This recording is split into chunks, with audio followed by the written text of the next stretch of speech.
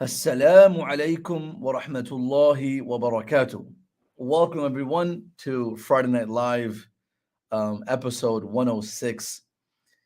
It's been a great year 2022. We all have reached the final month of the year. And this year has given us a, a ride, with its highs and lows, with different experiences. Very fortunate to be back to post COVID experiences. And we've been continuing these episodes, live sessions, since COVID. And we are looking at episode 106. That means that many Fridays have gone where we have shared time together. So most of you know what happens Friday Night Live. And for many of those who are tuning in for the first time, I want to warmly welcome you all to Friday Night Live. Ahlan wa sahlan marhaban bikum. Inshallah, tonight we have a very special program like every Friday, and we'll be talking about ideological analysis of atheism. We have Dr. Nazir Khan with us. He is a researcher and scholar with Yaqeen Institute, inshallah.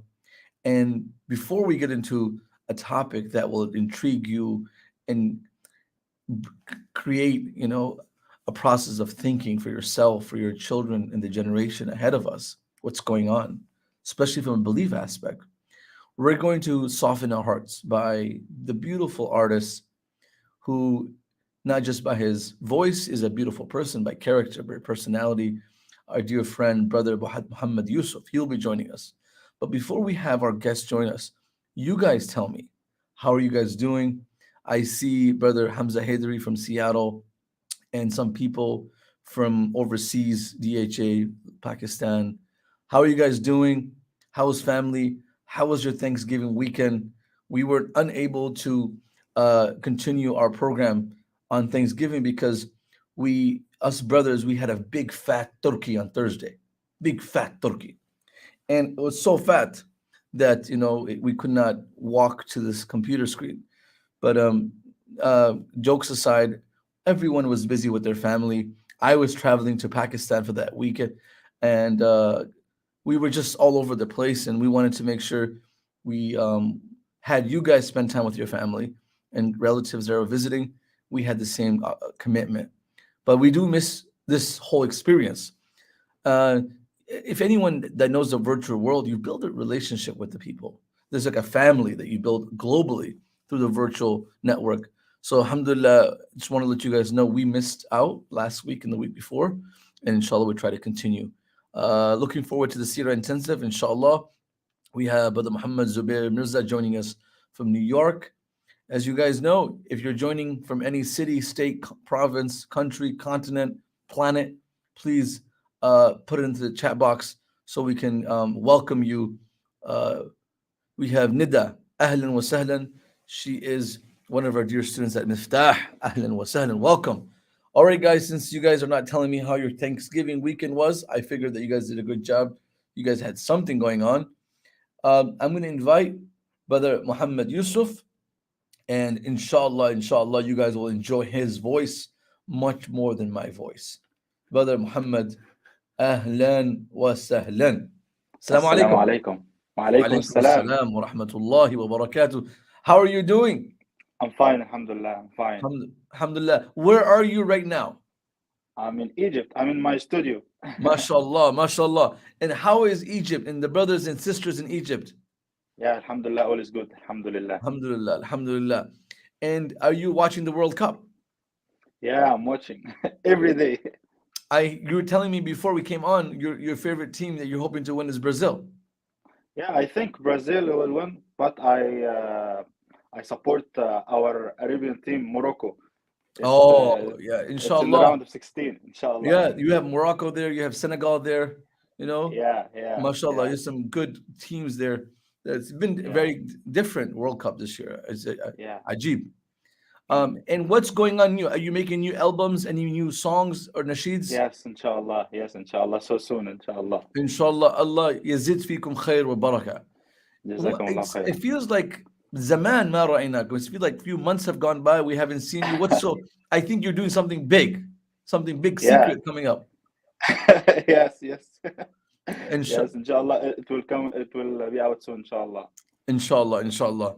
I'm going to Khalas. allow the people who are here joining us live from across the world to benefit from your voice. Inshallah, hopefully, if there's some requests, if anybody has some special requests for Brother Mohamed Youssef, world renowned artist, millions and millions and millions of views. There's some videos of him and his friend Muhammad Tariq, 50 million, 100 million views, mashallah, on YouTube. So he's beautiful voice. And I told Brother Muhammad and Brother Tariq too, Muhammad Yusuf and Brother Tariq, if I sing with you guys, khalas, the best. Your voice will be beautiful. Not no problem. All three of us together, Hollywood will call us next. Yeah. Inshallah, we'll have you sing. Inshallah. Bismillah, Inshallah. tafaddal. Inshallah. Inshallah. Bismillah. Mm. وأحسن منك لم تر قط عين وأطيب منك لم تلد النساء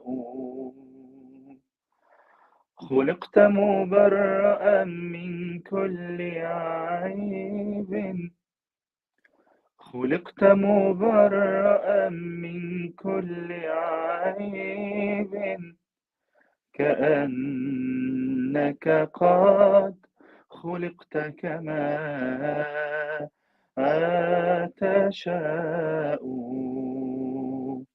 صلوا على خير الأنام المصطفى بدر التمام صلوا عليه وسلموا يشفع لنا يوم الزحام صلوا على خير الأنام المصطفى بدر التمام صلوا عليه وسلموا يشفع لنا يوم الزحام يا نفس طيبي باللقاء يا عين قري أعينا هذا جمال المصطفى أنواره لاحت لنا يا نفس طيبي باللقاء يا عين قري أعينا هذا جمال المصطفى أنواره لاحت لنا بشرى لنا نلنا المنى زال العنا وفالهنا والدهر أنجز وعده والبشر أضحى معلنا صل عليه دائما في كل حين ربنا وآله وصحبه أهل المعاني والوفاء صل عليه دائما في كل حين ربنا وآله وصحبه أهل المعاني والوفاء صلوا على خير الأنام المصطفى بدر التمام صلوا عليه وسلموا يشفع لنا يوم الزحام يشفع لنا يوم الزحام صلى الله عليه وسلم.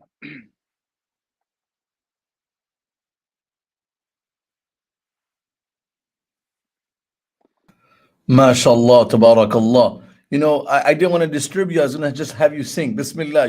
That was Okay. هذا يعني طرأت اطمئنان في القلب ووجدت السكون في القلب وجدت الراحة في القلب. I can say for everyone that was listening, they felt some sense of peace, a sense of comfort, الله يزيدك فيكم خير وبركة. بسم الله تفضل. جزاكم الله خير. جزاكم الله خير.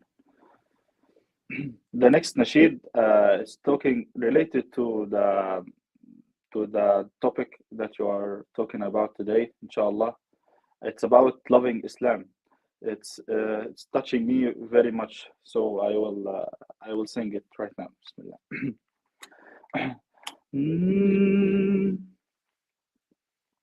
لا تحسب أن الدين بعيد عن حب وحياة، وبهجرك للدين ستحيا تعشق ما قلبك يهوى، أو أن الأيام ستحلو وترى الدنيا شط نجاة.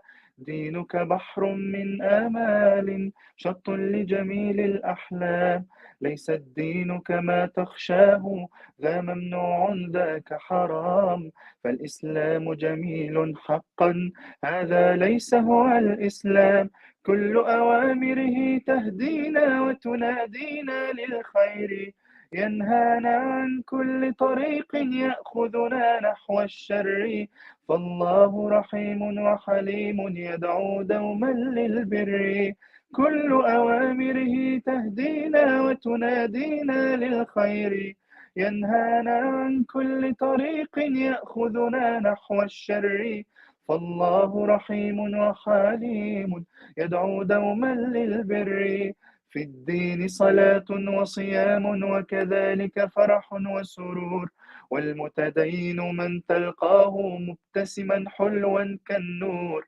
يسعى ليعمر دنياه وهو رقيق الطبع صبور، الإسلام سلام فينا يزرع فينا حب الناس، الإسلام سفينة حب يدفعها أجمل إحساس، ما أحلى الدنيا لو عشنا وجعلنا الإسلام أساس، كل أوامره تهدينا وتنادينا للخير، ينهانا عن كل طريق يأخذنا نحو الشر، فالله رحيم وحليم يدعو دوما للبر، كل أوامره تهدينا وتنادينا للخير، ينهانا عن كل طريق يأخذنا نحو الشر، فالله رحيم وحليم يدعو دوما للبر، لا تحسب أن الدين بعيد عن حب وحياة، وبهجرك للدين ستحيا تعشق ما قلبك يهوى، أو أن الأيام ستحلو وترى الدنيا شط نجاة، دينك بحر من آمال شط لجميل الأحلام، ليس الدين كما تخشاه ذا ممنوع ذاك حرام، فالإسلام جميل حقا هذا ليس هو الإسلام، كل أوامره تهدينا وتنادينا للخير، ينهانا عن كل طريق يأخذنا نحو الشر، فالله رحيم وحليم يدعو دوما للبر. ما شاء الله, takbir, تقبل الله. You know, loving Islam, loving the deen is a gift from Allah subhanahu wa ta'ala. And we ask Allah subhanahu wa ta'ala, Allahumma habbib ilayna al-iman wa zayyinhu fi qulubina. That He puts natural love in our hearts. Habibi, I just want you to sing. Honestly, I'm just putting my head down and listen to your beautiful voice. I know people are not here to listen to my voice sing. Bismillah, تفضل.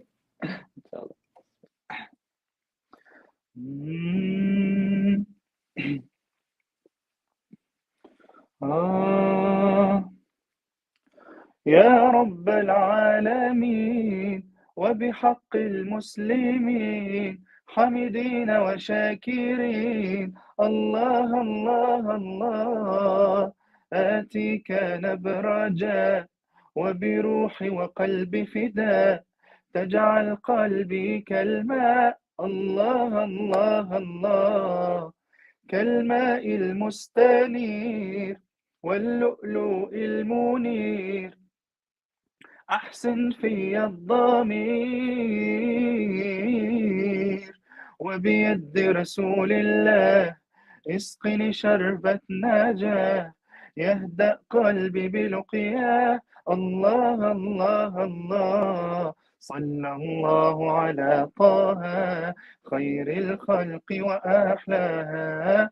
صلى الله على طه خير الخلق وأحلاها. لعلي أراه أفوز رضاه وقلبي معاه حبيب الله. اللهم صل وسلم وبارك عليه صلاة تدوم وتصل إليه. اللهم صل وسلم وبارك عليه صلاة تدوم وتصل إليه. حبيب الله في أسمى المعاني الله الله، ونور الله في أجلى بيان الله الله. صلاة الله قدسي سناها على المختار سيدنا محمد. قمرون قمرون قمر سيدنا النبي قمرون. وجميل وجميل وجميل سيدنا النبي وجميل. مشتاق يا نبينا وبرسل لك سلام، مدعو على المدينة بدموع من غير كلام. مشتاق يا نبينا وبرسل لك سلام، مبعوث على المدينة بدموع من غير كلام. إني أحب محمدا والله خير شهيدا، يا ربي صل على المدى أبدا عليه مجددا. صلي وسلم سيدي ما جاء ذكر محمد في قلب كل موحد ذاق المقام الأحمدي. إني أحب محمدا والله خير شهيدا، يا ربي صل على المدى أبدا عليه مجددا. اللهم صل وسلم على سيدنا محمد. ما شاء Allah, Allahumma salli ala Muhammad wa ala alihi wa sahbihi wa sallam. Everyone who is in the chat, please say or write Sallallahu alayhi wa sallam. Allahumma salli ala Muhammad wa ala alihi wa sahbihi wa sallam. Beautiful and so meticulous, the praises of the Prophet Sallallahu alayhi wa sallam. And what is a surprise nasheed that you're coming up new that you have not shared with the world yet? Is there something you can give us one line? Yeah, it's a new album, inshallah. Inshallah, we hope that this new album will be very successful. انتشر في العالم كله إن شاء الله. اللهم آمين. ويرضى الله بها إن شاء الله. And that Allah subhanahu wa ta'ala is Allahumma pleased with it. ameen. I think we can take one more and then we can bring our guest on.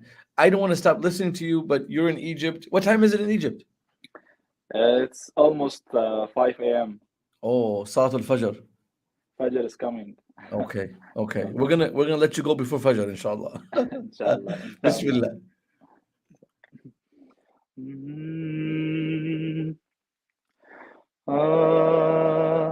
دنيا تلهيني تغريني تبعدني تنسيني ذكر الله.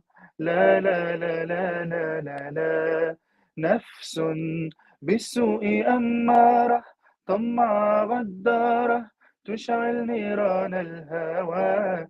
لا لا لا لا لا لا لا، ربي أدعوك أن تهديني يا ربي، أدعوك أن تنجيني يا ربي، أدعوك يا الله اهدنا الصراط المستقيم اهدنا الصراط المستقيم يا الله يا الله يا الله يا الله. أصحاب باللهو تعيني تخرجني عن ديني، هذا لا يرضي الله، لا لا لا لا لا لا لا. شيطان يأمرني بالفحشاء يوقعني في البغضاء، لا أتبع لخطاه، لا لا لا لا لا لا لا. ربي أدعوك أن تهديني يا ربي، أدعوك أن تنجيني ربي، أدعوك يا الله. اهدنا الصراط المستقيم، اهدنا الصراط المستقيم يا الله يا الله يا الله يا الله. اهدنا الصراط المستقيم، اهدنا الصراط المستقيم يا الله يا الله يا الله يا الله. آمين يا رب العالمين، آمين يا رب العالمين. شكرا، نحن نشكرك، جزاكم الله خيرا، شكرا أنا وإياك. جزيلا. نتمنى لقائك إن شاء الله في أمريكا، إن شاء الله وإلا إن شاء الله. في أي بقعة الأرض You, إن شاء الله. you نحن can come to Egypt. I'm gonna come now.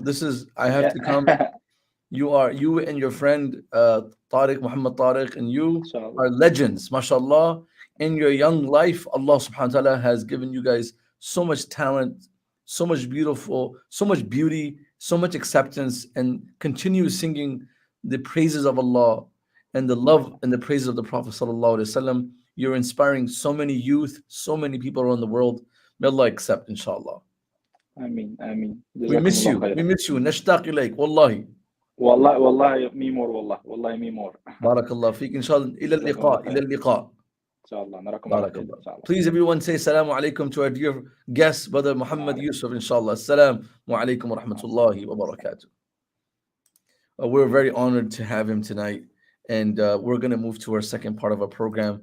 I don't like having anyone wait, and especially if there's a scholar or a guest who is providing so much service to our community. So I'm going to bring him onto the screen, Dr. Nazir Khan, who is, mashallah, very, very renowned researcher. Yaqeen Institute. Assalamu alaikum wa rahmatullahi wa barakatuh. Wa alaikum assalam wa rahmatullah, Shaykh. How are you doing? Alhamdulillah. How's everything? How's your family? Everything's good, alhamdulillah. You know, we were talking just before the session, and I know Mufti Abdurrahman from before through Yaqeen Institute. Now I'm getting to meet you. So, mashallah, do you guys have like a name for your team of? Are you guys like the Mufti squad, the Miftaah gang? What do you guys call yourselves? I don't know, but you know, anyone that gets to know me by my brother, that's just a bad start, because my brother, my brother is not a good representation of us. Mashallah, you must be the older one. You have the big brother vibe. No, it's mutual. He speaks of the entire Yaqeen family, the team, the work that you guys do from top to bottom. Everyone that is there. He was talking about the retreat when he came back, mashallah, and the non-stop work that you guys are continuing to do every single day: research, videos, contributions, curriculum development.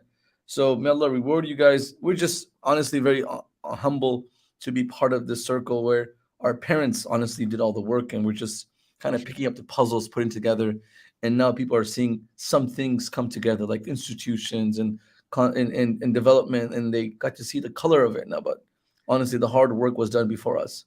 But mashallah, the feeling goes both ways. We're really amazed by all the awesome stuff you guys are putting out at Miftaah. And may Allah bless all the efforts that you guys are doing, and make it heavy on your scales and on the scale of your parents as well. I mean, I don't know. You know, because in your research papers and your author biographies, it doesn't say your age, right? So, and when I look at you on the screen, maybe because of the camera or the nice kufi and the nice thobe you're wearing, you look very, very young. So MashaAllah. So if I get a little too casual, informal, please don't get disrespected, because I feel like, we're almost same age, if not a little bit here and there. Otherwise, if you were that big sheikh with the white hair coming out of the, here and there, then I got to be careful. But I feel like I can be friendly. The topi is concealing the gray hair, Sheikh. So No, don't worry. Today, what people are doing with the dark dye on their beard, I'm telling me about it. You can't even tell. They look like they're 12 years old. you don't even need the dark dye now. You get Zoom to just turn on the correct auto de-aging feature, and presto, Really?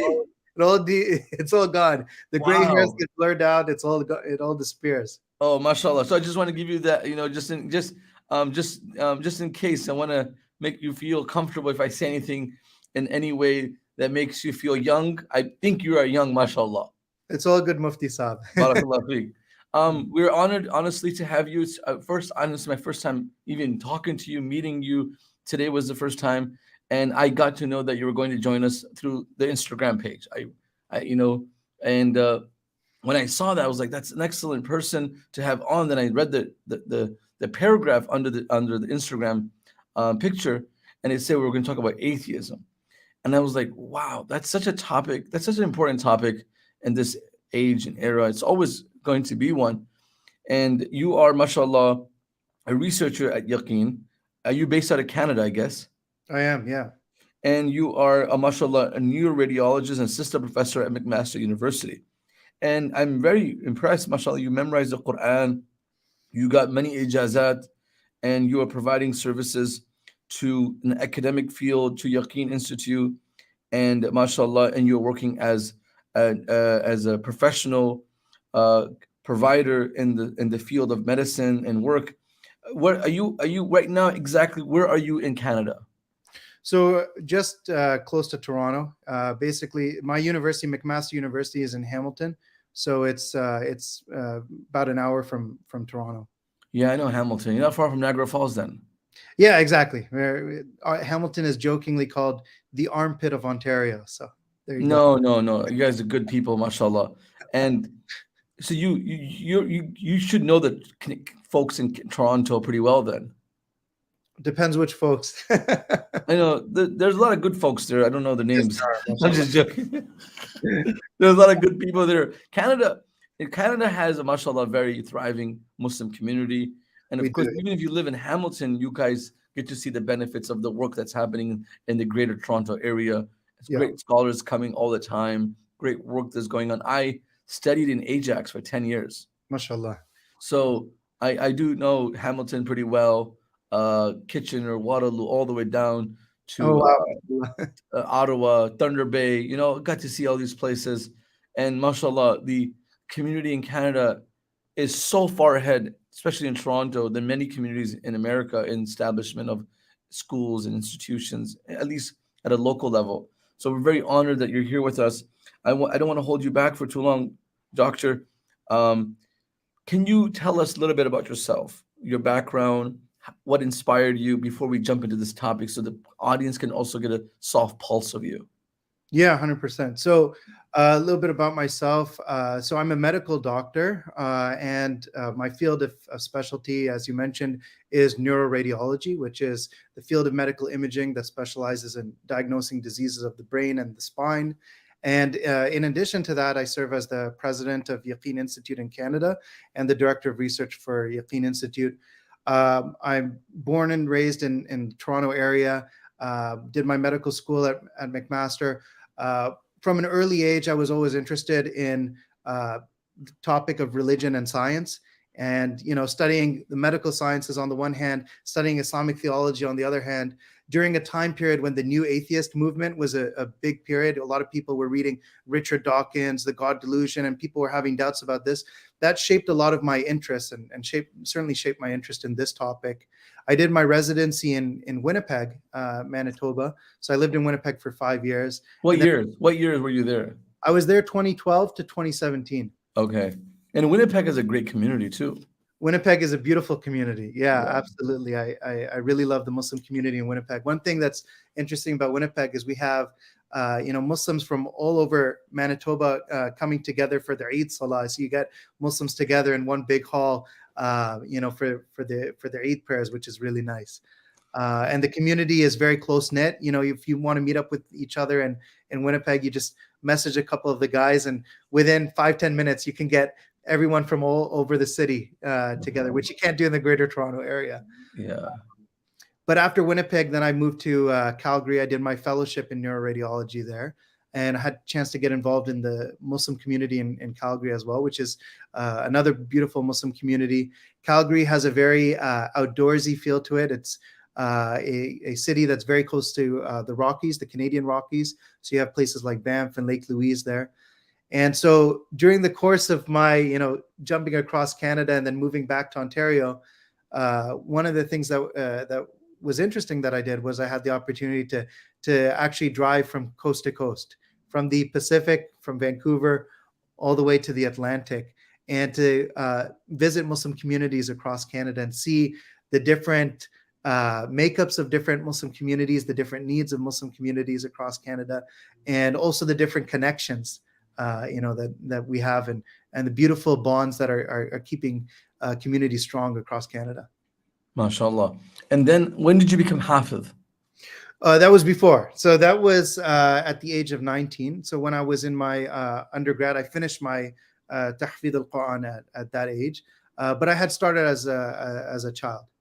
Yeah, but you probably use a lot of self-motivation, because if you didn't go through the traditional way where you have a teacher, you sit down every single day, 6-7 hours a day, you did this on your own, you had your own pace. So that's something that takes a lot of self-motivation. I really praise that type of effort, mashallah. You're right that it takes a lot of self-motivation. So weeknights, weekends, summers, this is all dedicated to tahfidh al-Quran and studying Quran, and taking Islamic classes with local scholars, studying privately with scholars to gain these ijazat. And this was something that I was very passionate about, because really, I see this as not just a luxury, but a need of the Muslim community, that if we have the opportunity to acquire this knowledge, we're living in a critical time period where we need, as Muslims living in the West in particular, we need to understand our religion. We need to defend our deen. We need to properly represent our deen. And it goes back to the book of Allah, subhanahu wa ta'ala, and really developing our connection with the book of Allah. What we're looking at right now on the screen is Dr. Nazir Khan, who is a child of an immigrant family who did his medical school in Canada, became Hafiz in Canada, and then on his own ventured in exploring more of Islamic education, which is something that's very unique, because traditionally parents overseas, they kind of cater their children to do what they want to do. They choose for their children, like, I want you to become Hafiz, I want you to become a doctor, I want to become an engineer. And this proves to you in a free American Canadian Western society, you have the potential to seek both panels of education, Quran and a science in medicine or engineering, and you don't have to compromise on any one of them. And then there's such a big demand, and I feel like our generation, the millennial generation, and the second, third generation, that's children of immigrants who have an understanding of Islam. Inshallah, they continue to have the correct understanding of Islam, and they're able to merge the Western sciences. Like you were saying, like you were always fascinated about science and its Quran and science and Islam, and that type of curiosity and intrigued you to today be who you are. And I feel like even 20 years from now, you're going to look back at your papers, you're like, I was just touching the surface, and there's so much more, and it never ends. The horizon is so vast. So mashallah, this is a great testimony to your parents, and of course, a lot of self-dedication. And this is the potential that's in every single Muslim, American, Canadian out there. They just need to focus a little bit and take this to the next level. One of the papers that you've written on this topic is Atheism and Radical Skepticism. And tonight's topic is on atheism. And as an imam serving for the past 12 years and many more years before that, but in one community where I have been serving and traveling across the world, traveling across America, we're seeing this this wave. You saw it before, but we're constantly seeing this, especially on social media, and we're seeing either it's not an open irtidad where people are completely leaving it, but they are leaving certain components of Islam, or there's an intellectual biases or constraint to certain approaches. And of course, the first and most common question people might ask you, I don't want this to be like one of those sessions, but of course, I'm curious, what is happening in the entire platform of America, Canada, and the world? Because when I go to Pakistan, it's the same problem. When I go to any higher level institution, university in Pakistan, in Middle East, same, if not even more confusion. People are reading these Richard Dawkins books and stuff like that, and they've been influenced. So what's going on? Where are we in this whole discussion of atheism right now? Yeah, so absolutely great question. And some people have even dubbed this the age of atheism, right? We're living in a period where people, they've reached this maximum level of distrust of religious authority, this level of skepticism towards religious scripture. And these ideas permeate every single aspect of our culture. They permeate the entertainment that people are watching, the movies, the television shows. So somebody may never have read a book about atheism, right? They may never have opened Richard Dawkins, but simply the way in which religion is represented in the media they're consuming, in the conversations they're having on Twitter, on Reddit, on Facebook, on Instagram, the way in which people are presenting themselves is always kind of reinforcing these themes and undermining the role of religion in our lives. And atheism really is kind of like the natural consequence of secularism, which was a transition that happened earlier, where religion was kind of pushed out of public life. It was kind of, said that religion is not really relevant, and everyone just keep your religion to yourself in your privacy of your home, and it doesn't really have anything to do with what it means to be a good person. And so that pushing of religion out of public life, that change that happened, it also caused people to secularize their own religion and remove from their religion any moral content. Religion is not what teaches me what's good and bad. Religion is not really important to being a good person. So people developed a secular understanding of morality, pushing religion further and further out until it became completely irrelevant, and that led to a progression of towards atheism. So there's been a series of cultural shifts that have kind of led people towards this, and especially the secularism concept, where people have done this dichotomy, like either you're a traditional Orthodox Muslim practicing, and there's the secular, and sometimes it becomes where the discussion is like, if you are a traditional Orthodox Muslim, you're kind of narrow-minded, and if you're secular, you are broad-minded. You're thinking outside the box, and you need to be liberated. Where did this come from, and what led this to this next step of atheism from there? Yeah, 100%. So this is definitely another transition that we've been seeing. In fact, even if you go back to Friedrich Nietzsche, one of the atheist philosophers who's famous for this declaration, "God is dead," right? He's referring to this idea that in his time, no serious intellectual still believes in religion and wow. And sorry to cut you for a second. That stuff exists so clearly, rampantly in society, in the Muslim community. And if it's sometimes, I know for us, it's like, people sound intellectual when they have this type of rhetoric, but deep down, it's completely shallow discussion. So can you go ahead with that? Yeah, so there is a concerted effort to try to present atheism as the more intellectual choice. Religion is backwards, and it's been replaced with science, and we no longer need religious thinking anymore. And that's based on a number of misunderstandings, right? That's based on a number of fallacies. There was an article in the New York Times about almost 15 years ago, where one astrophysicist, Paul Davies, he wrote an article called "Taking Science on Faith." And in this article, he was talking about how science itself requires a religious understanding for it to work, right? Wow. in science, you believe that nature is ordered according to certain regularities, certain laws. And even the terminology of laws of nature, Paul Davies mentioned that Isaac Newton and other religious believers, they took this from their view of theology, right? This idea that we have an expectation when we do a scientific experiment that we're going to get the same result tomorrow as we did today, because there are fixed regularities in how God has created the universe, and that those regularities are things that our human mind is able to interpret and understand. There's no reason to have that expectation. But all of science is based on that expectation. And the only reason to have that expectation is theological.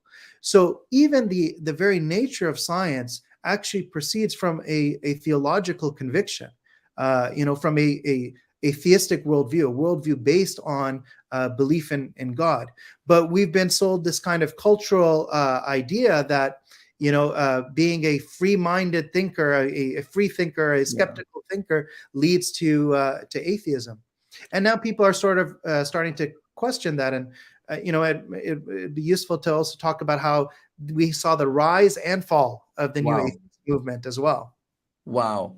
And when most people come up to you and they're an atheist, or you're speaking to an atheist, I'm sure because you're in this field, you're almost at the point like, let me talk to someone who's an atheist. Like sometimes people who I don't want to speak to an atheist can probably take too much time, and I don't want to. I've answered all their proofs in the question, but just want to have a longer discussion. I'm sure you're one of those people that when they think about someone struggling, you might be one of the scholars that will answer their struggles.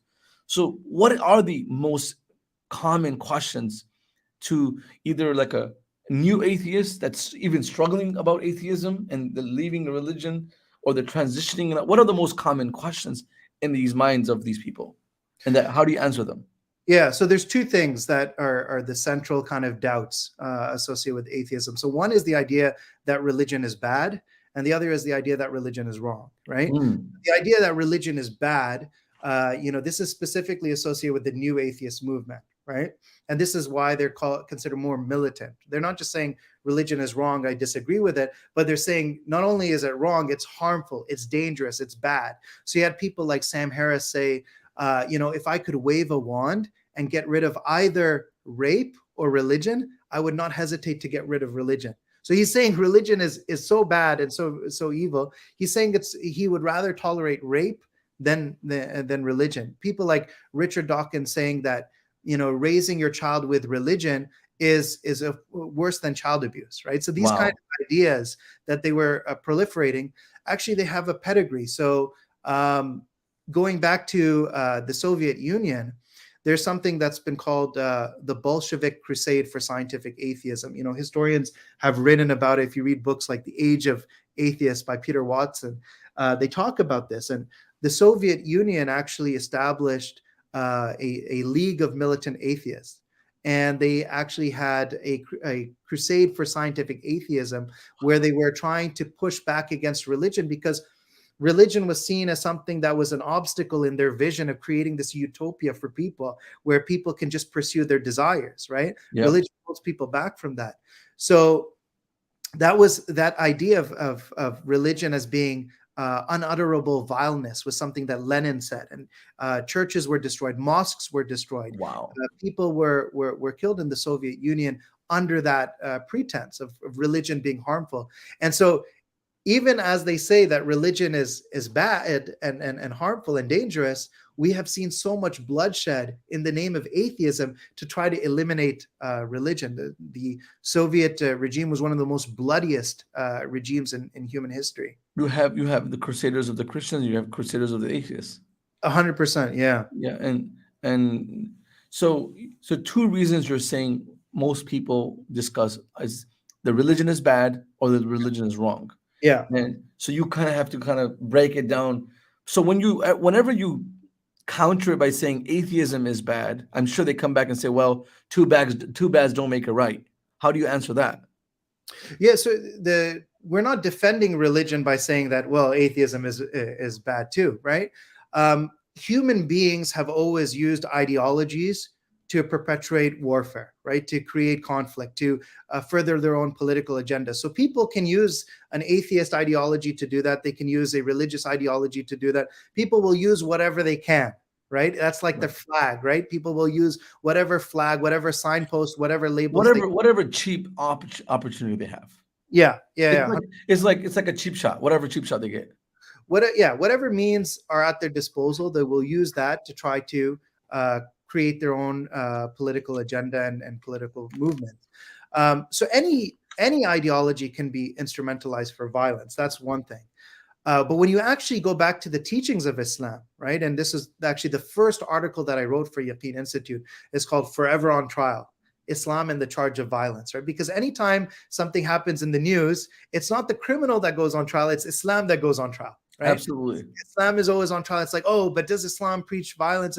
You go back to the verses of the Quran, right?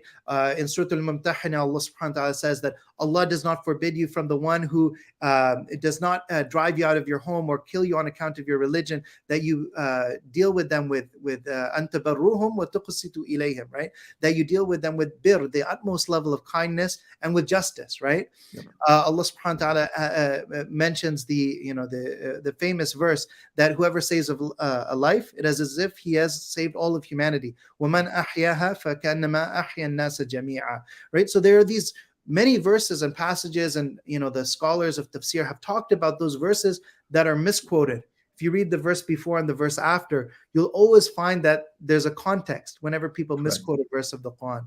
So going back to the original sources, it clarifies that kind of confusion about Islam and violence. And you can see that Islam in its properly understood teachings is a religion that calls for justice.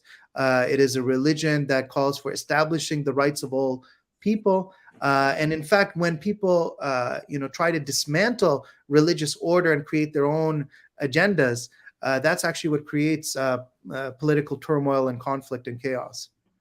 Dr. Nazir, so when we're talking about like people accusing religion to being bad, I'm sure when it comes to Muslims within the Muslim community who are leaving Islam and they're becoming atheists, do they transition to, I'm sure, is there like a transition process where they become skeptics or they become agnostics or then they become like rebellious? Then does it happen overnight? Like where a youngster wakes up or a woman wakes up and says, well, you know what, tomorrow I'm deciding to leave religion. What happens? Like, what is the transition process typically in the American culture or the Canadian culture? So that's a really great question, because there are different types of religious detachment that people go through, and Yaqeen Institute has studied this. They've done we've done a survey of doubts. We've done even a survey of how people's relationship with their parents or people's image of God growing up, how that factors into their attachment to their religion and their religious identity. So there's a whole bunch of different factors there, and it can be different for different people. So some people will often latch on to certain intellectual reasons and say, well, this is my reason for leaving the faith, or this is what my reason for having doubts. But when you actually dig deep into it and you say, well, there's many other Muslims who believe in this hadith or this verse and doesn't cause them any doubt. So what's different about it for you, right? Is it that you've discovered some meaning to it that nobody else knows? Often when you dig deeper, there's a backstory. Right? Some people are traumatized by their religious upbringing, right? Their parents, the way their parents represented religion for them in their life may have been traumatic for them. And that may have caused an initial detachment. And then because of that detachment, they become more skeptical and they follow that line of radical skepticism. And then they start looking for something to rationalize that experience that they've gone through. And people have written books about this. There's non-Muslim authors as well. Faith of the Fatherless, The Psychology of Atheism. So these are books that talk about how people's early childhood experiences, right, their relationship with their parents growing up ends up becoming a kind of model for them of how they view God. Right, my parents were nasty towards me growing up, and they believed in God, and so they project this kind of image onto God. And conversely, when people have a proper Islamic theology, right? They understand God according to his divine names and attributes in Islam, that he is the most merciful, the most compassionate, the most just, that he is always there for you. He's the one who answers the cry of the distressed. When you have that proper understanding of Allah subhanahu wa ta'ala, rather than it having that detachment from emotional trauma, it actually allows you to transcend emotional trauma and to become more connected and more and stronger through it, despite that trauma that you experience. Doctor, what is the like? I asked this a little earlier. Just because if there's someone watching and they're looking, today's a topic on atheism, and there's someone watching tonight and they're saying, well, I want answer. We don't know their exact and particular inquiry. We don't know, but generally, if there was someone who is doubting the existence of God, and what would be your approach? And not prove, I'm not, like, I think it's just so ancient to say, prove God to me. Like, I think we've gone past that process. But in theory, what is your few punchlines to these people? Because it's not just for us, but I'm sure there are viewers who are listening who would like to answer to other people's skeptic inquiries. So I really like how you raise this issue, and let's unpack that statement, because we often hear from atheists, prove to me that God exists, right? And the first thing we have to ask is, how do you understand proof? How do you know that you've not already come across proof and you've already rejected it, right? If you don't have a conception of proof, then how do you know whether there is a proof or not? You have to have some way of evaluating what is proof. And so this concept is called epistemology, right? How do you know what you know for sure, right? How do you know what is proven? Yeah. And what's interesting is... And you talked about that in the Atheism and the Radical Skepticism top. Yeah, so the entire article is 50 pages on this topic. Right? Yeah. People can certainly read the article for more details. But in a nutshell, when you look at the Quranic approach, I remember as a teenager once hearing somebody say, the Quran doesn't address atheism, it's not important, and therefore we shouldn't address it. And that instigated within me some initiative to research this topic, because in fact the Quran addresses atheism at a more profound level, not at a superficial level. Wow. So it addresses it at its root, and the root is radical skepticism. So for example, if you ask an atheist, what would it take for you to believe in God's existence? Yep. And I've seen conversations, between an atheist and a psychologist, where the psychologist asked him this. And initially the atheist said, I think I would have to see God directly.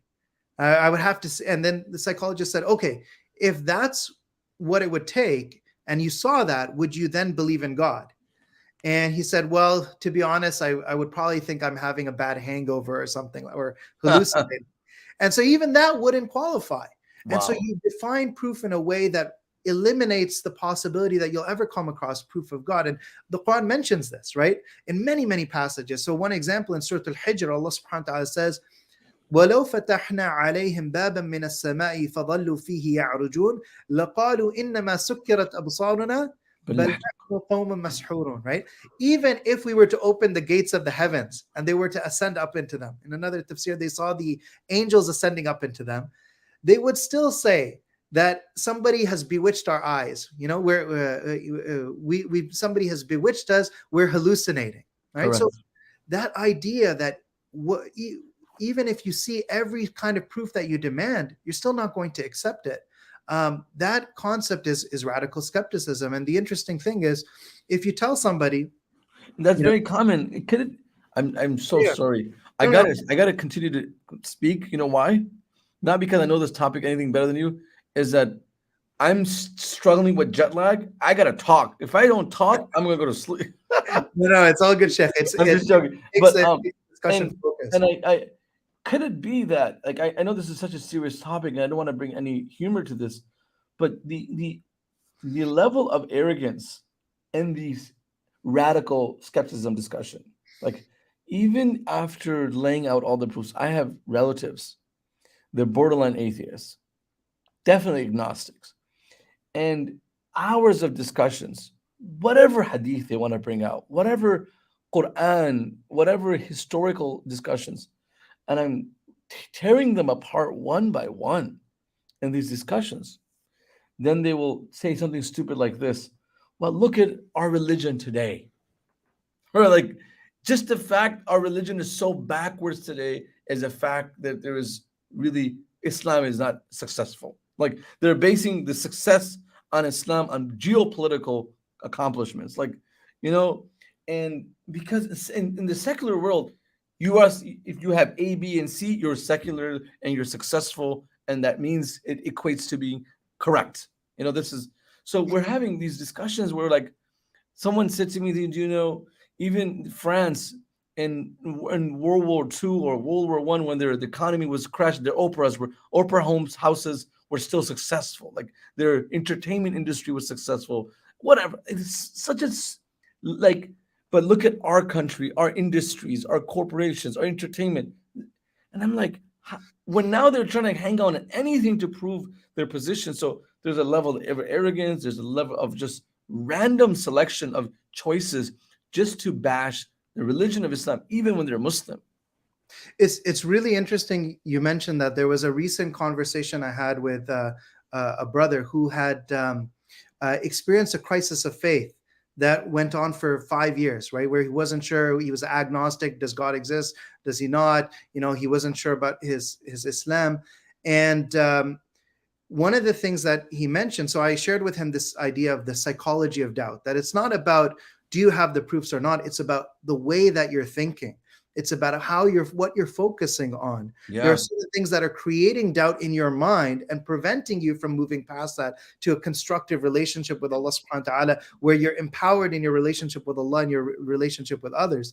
And one of the things that's really interesting, and he said, everything you mentioned about radical skepticism, I realized that had crept into the way that I was thinking and other points that you mentioned. But he said, there's one thing that you didn't mention that I also felt I was suffering from, and that was an inferiority complex. Wow. And that's literally what you're talking about. So a lot of Muslims today are affected by this inferiority complex.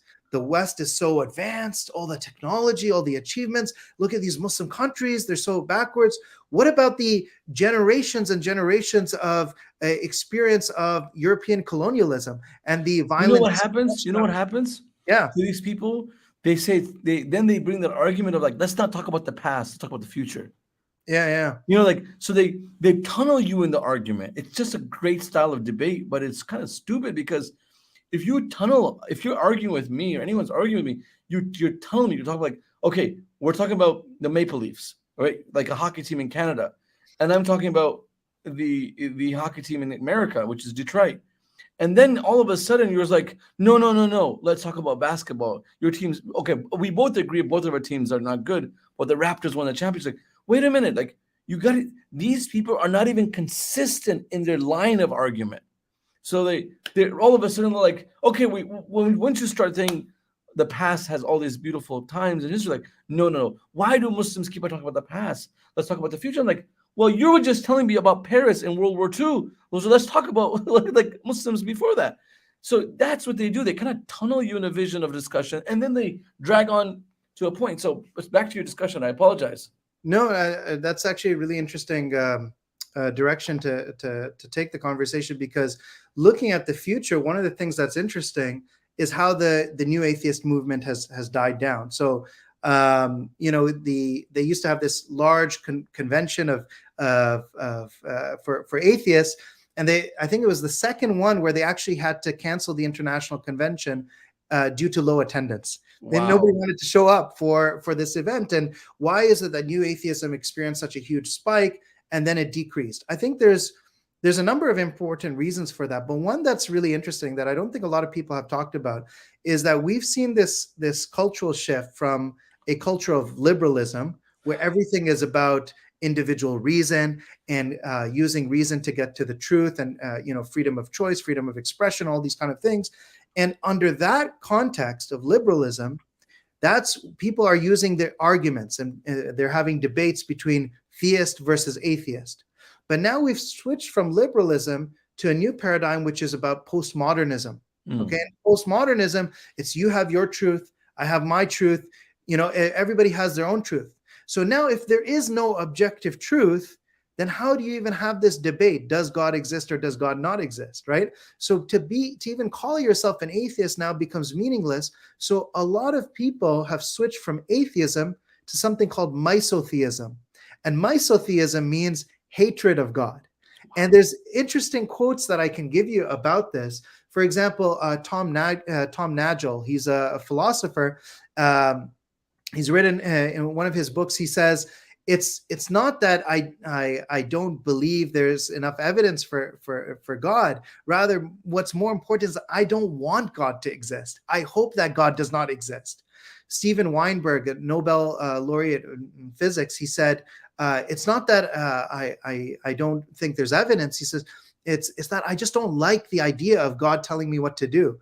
Who are you to tell me what to do? And you see this actually in popular depictions in movies and television shows, Marvel movies, where they'll depict different kind of like characters, mythological gods, right? Of different mythologies, and they're showing them behaving irrationally, and people and the characters kind of rebelling against them. This idea that these gods are incompetent and whatever. So this is misotheism, generating this kind of negative sentiment. It's not about whether they exist or not. It's that we as human beings will make our own way, right? And we don't have to follow them.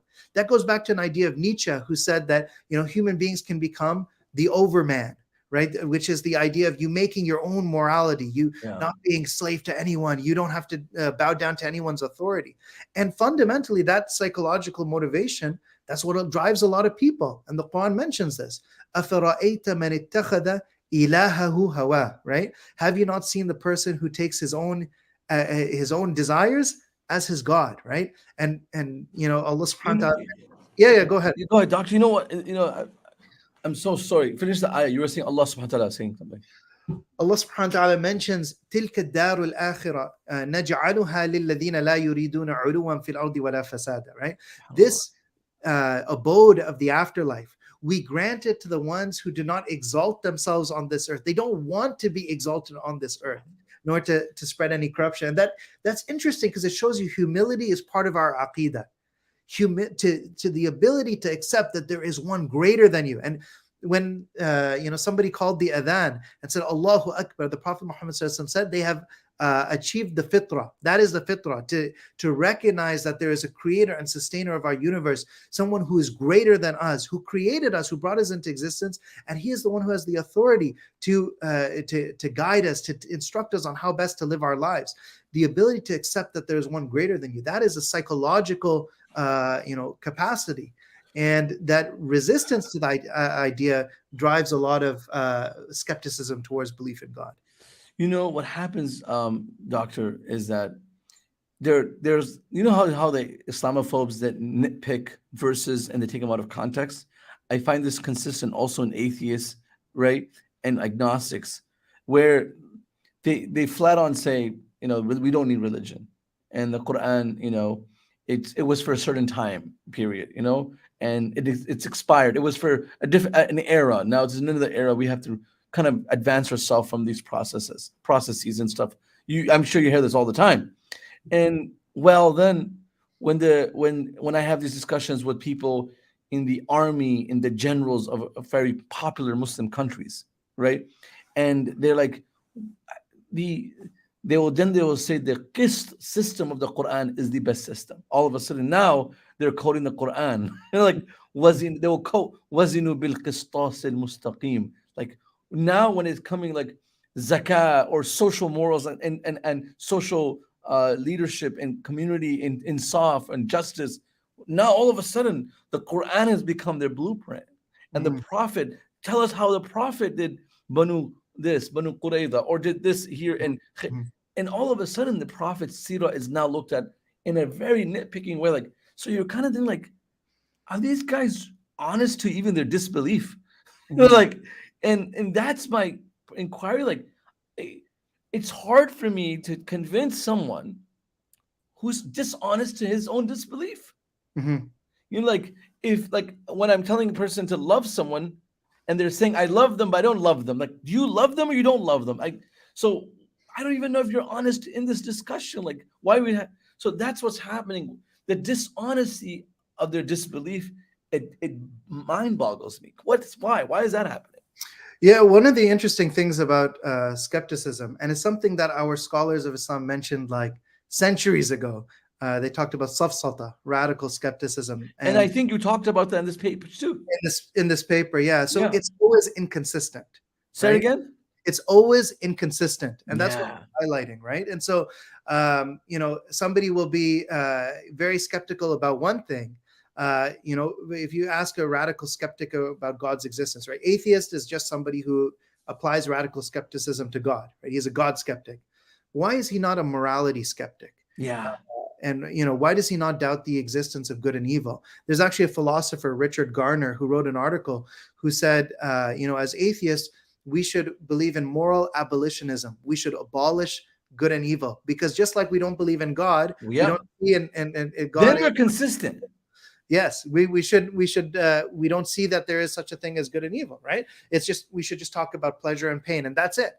And so there are people who point out this inconsistency, even non-Muslims. But the reality of the fact is that human beings psychologically, they often will pick out certain things that are convenient for them, Yep. right? And ignore things that are inconvenient. And so the best thing that we as Muslims can do is be true to our beliefs, right? And be consistent in our aqidah and and manifesting those values in society. So one thing that it's a nice note to leave on.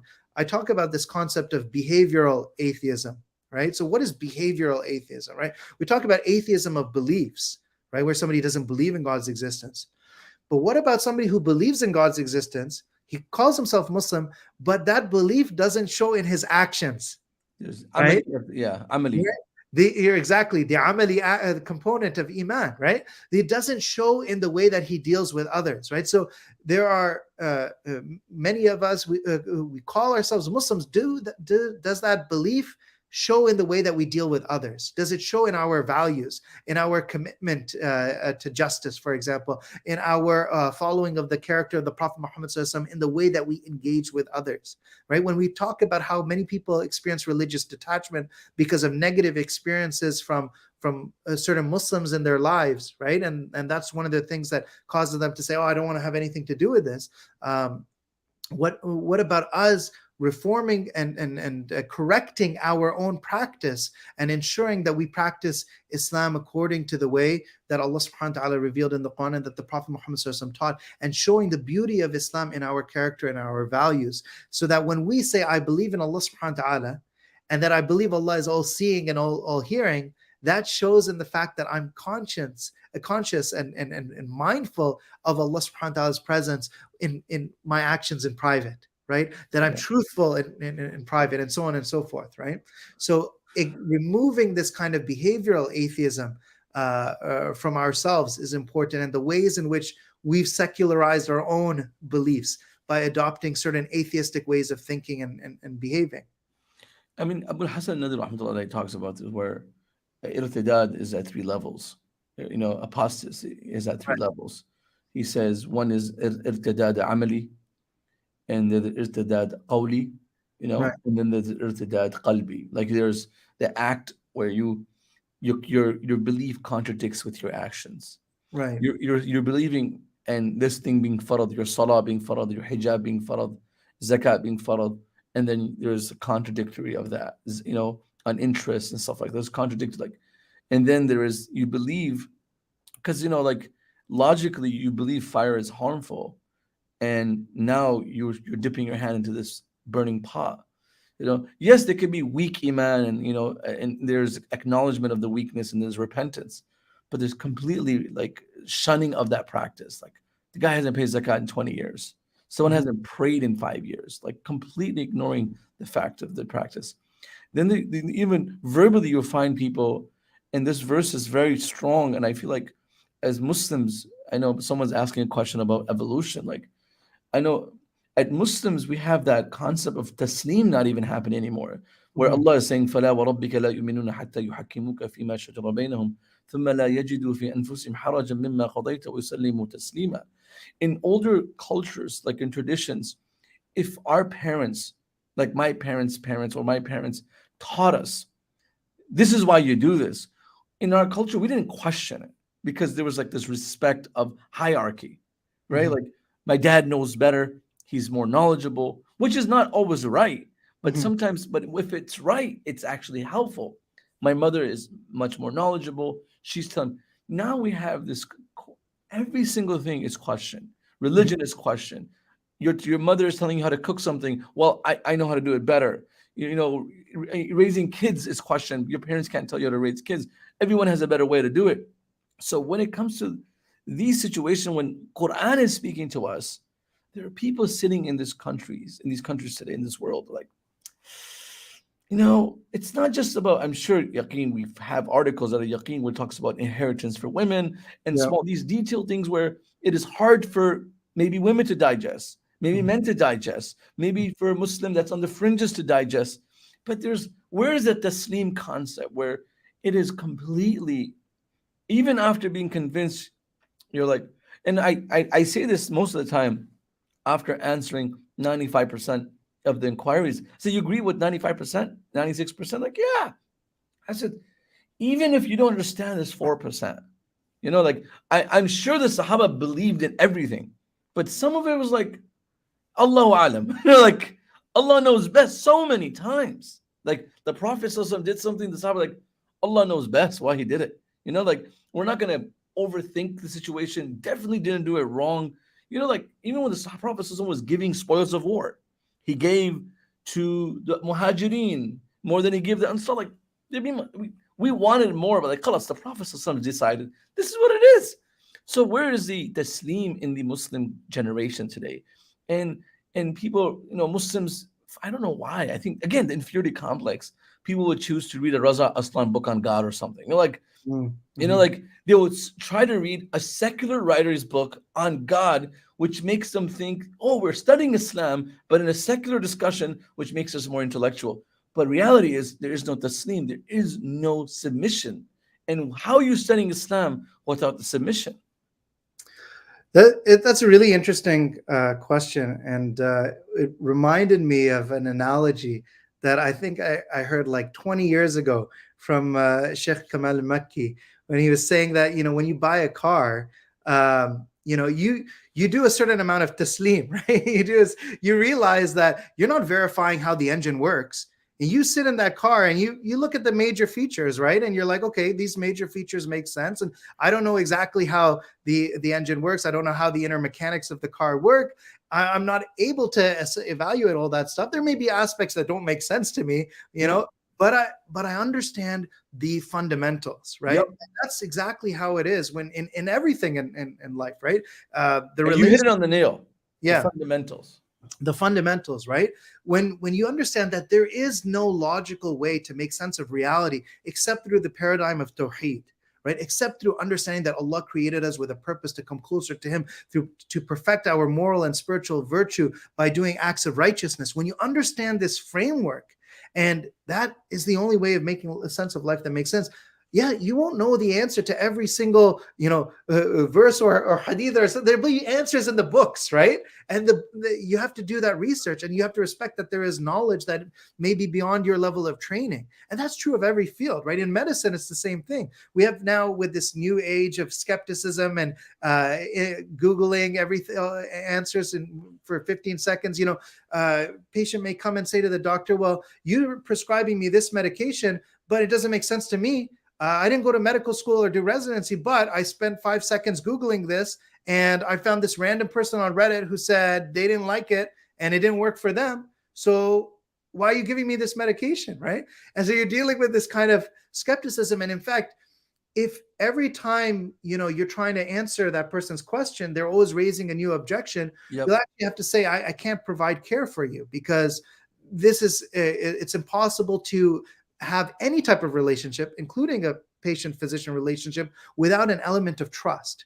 And developmental psychologists talk about how that's important for children in their ability to grow up, right? When they trust their parents in their ability to form meaningful understandings of their world around them.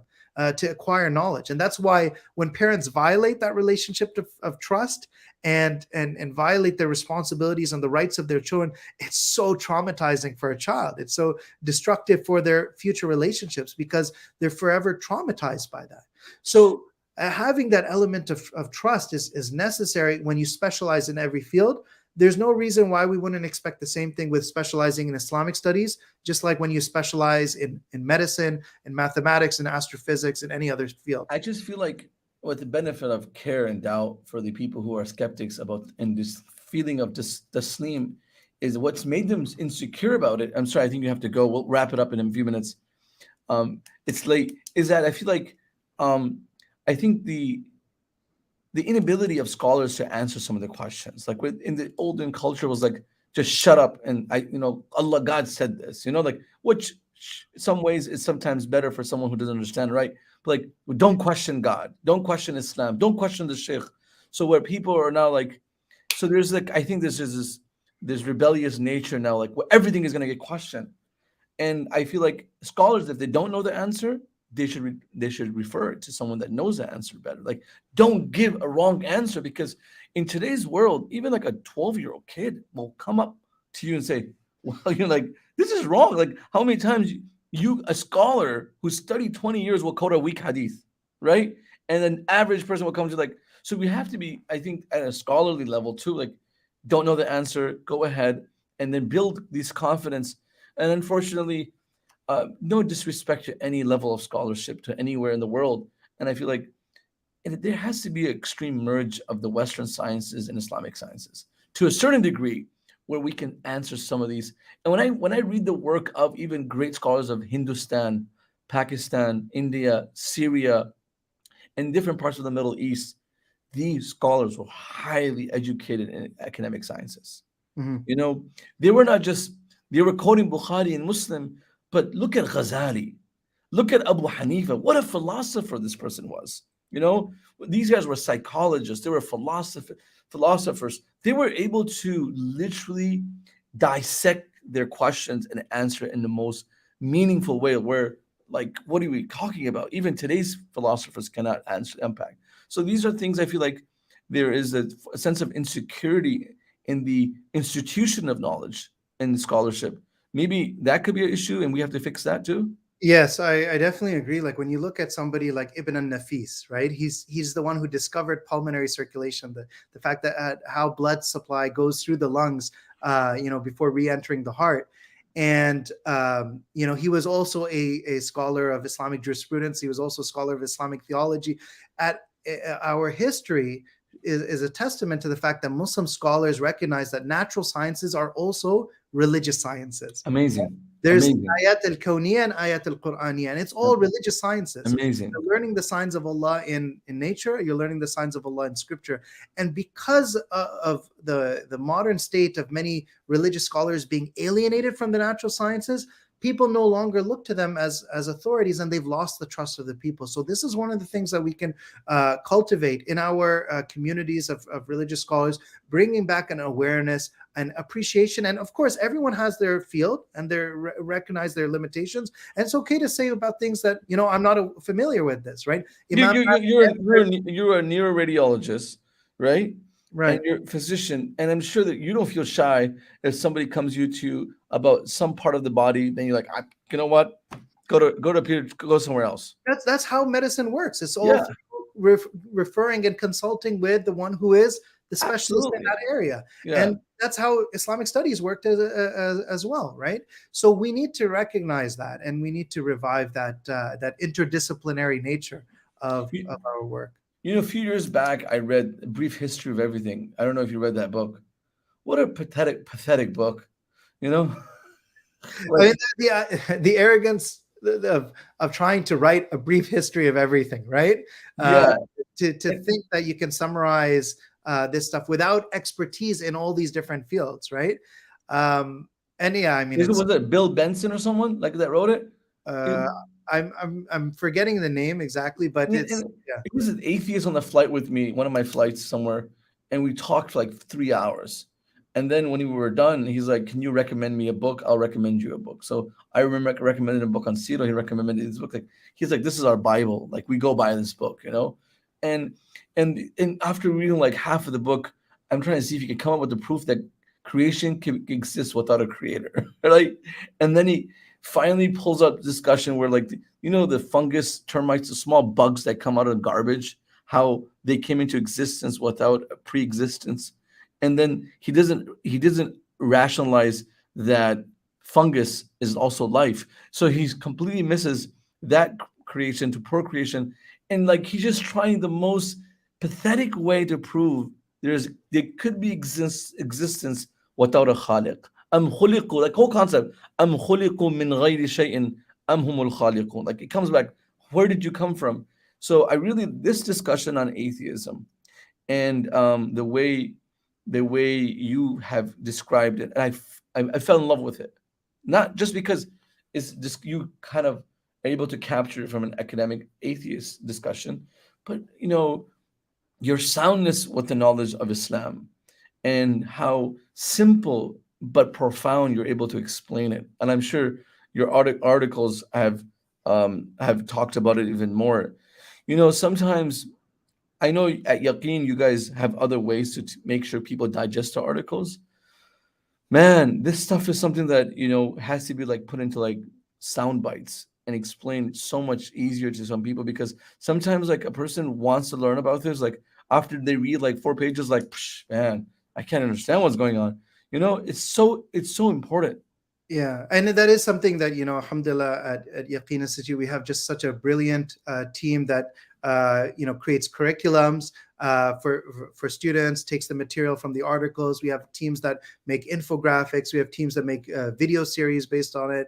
And so all of that, brilliant stuff is also happening. So we make dua that Allah subhanahu wa ta'ala blesses this effort and You need to travel. You need to travel to America and across the world and teach courses on the articles, particularly this article that you written on is atheism and the I'll radical. travel with you, Shaykh, inshallah. No, I'm telling you, you need to travel, and even the kids who don't have any skepticism, at least they would learn how to answer other people's skepticism. But I'm grateful you like in here it's 10:57. What are you guys 9:57 there? No, I'm in the same time zone as you. You're same time zone, yeah. Hamilton, same time zone. It's late and it's winter.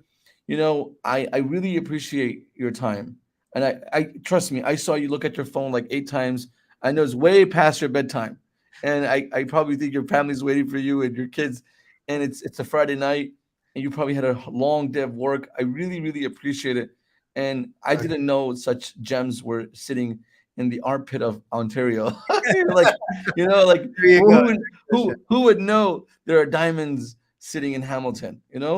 And like I said, like people are very quick to judge a city because it's small and it's not like the biggest city in the area. I'm from Flint, Michigan, and I tell people like you have no idea what the city is. Don't look at it geographically. It's violence around the city, but there are 5 people or 10 people in the city I can take over the entire country. Like mashallah. So you provide such insight on this topic, and I'm very glad that Yaqeen Institute make you the director in Canada so you can help the Canadians. May Allah protect you. May Allah preserve you. May Allah increase you in knowledge. And inshallah, we will meet you in person and we will have many more conversations on this topic. Jazakallah khair, Shaykh. It's a pleasure and an honor. Alhamdulillah. Inshallah. Please, I apologize. I sincerely apologize. Honestly, I'm just being selfish, keeping you long, but I apologize for extending the discussion. No, alhamdulillah. Pleasure's mine. Please give my salam to everybody at Yaqeen. Tell them they're doing a great job.